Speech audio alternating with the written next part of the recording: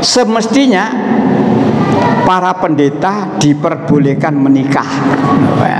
Jadi si ngomong ini kardinal. Semestinya para pendeta diperbolehkan menikah. Zaman dahulu para pendeta menikah, dan tentu saja kita tahu sekarang dalam beberapa cabang gereja, dalam beberapa cabang gereja Katolik, para pendeta dapat menikah. Sehingga jelas hal ini bukan firman Tuhan dan dapat didiskualifikasi lagi, dapat didiskusikan lagi.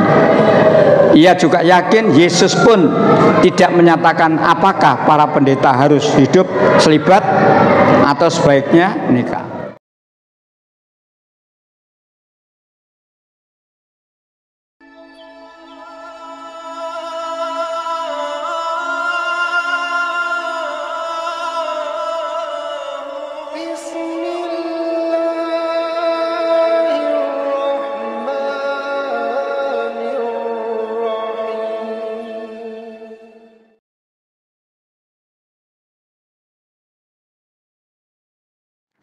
Lembar ketiga,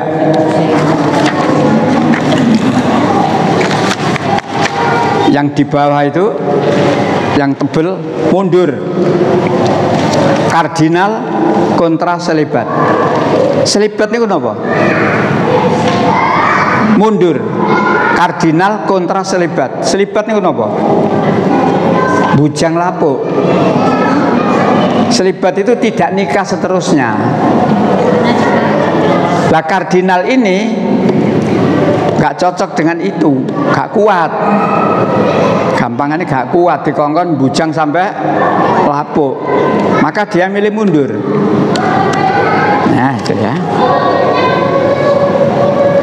Sikap kontranya terhadap aturan para pendeta harus hidup selibat, menyatakan mundur dari jabatan. Padahal kardinal itu dhuwur, ini urutannya. Kardinal itu dhuwur, ning sore paus. Tapi dia rela mundur karena dia harus membujang sampai lapuk. Mundur. Yang sebelah kanan yang ada garis-garis itu. Namun yang paling menghebohkan adalah pendapatnya saat wawancara khusus dengan media resmi pemerintah Inggris, BBC.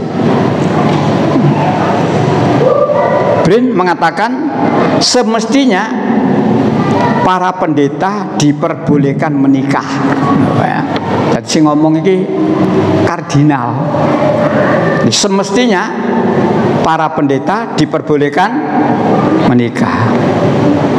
Zaman dahulu para pendeta menikah, dan tentu saja kita tahu sekarang dalam beberapa cabang gereja, dalam beberapa cabang gereja Katolik, para pendeta dapat menikah. Sehingga jelas hal ini bukan firman Tuhan dan dapat didiskualifikasi lagi, dapat didiskusikan lagi. Ia juga yakin Yesus pun tidak menyatakan apakah para pendeta harus hidup selibat atau sebaiknya nikah. Karena kasus itu, ibu bapak, jadi karena kasus boleh nikah dan tidak boleh nikah, atau Katolik masih berpegang tidak boleh nikah, di atasnya kecil itu, di atasnya kecil, Vatikan gelar psikotes buat calon pastor. Loh, sampai ini Vatikan gelar psikotes buat calon pastor. Apa intinya? Kalau saya ingin menjadi seorang pastor, saya dites. Dari hasil tes itu nanti ketahuan kuat membujang apa tidak kuat.